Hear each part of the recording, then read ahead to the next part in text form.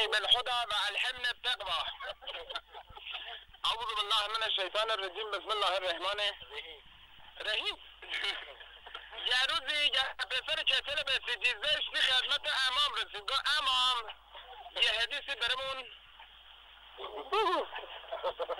امام دست شد قرآن مردش گفت گلولم یکان انگل خودت نکن.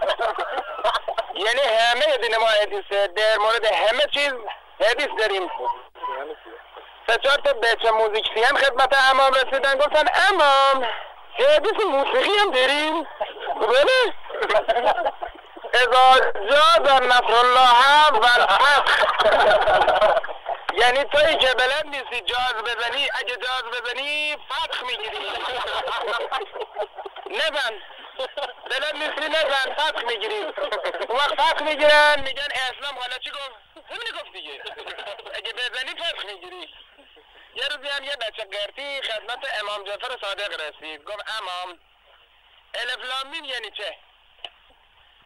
یعنی این چه دیدم چه بچه داره سرکارش میذاره. گفت الفش الف امامه، لامش لام لیوان، میمش هم یعنی نکن.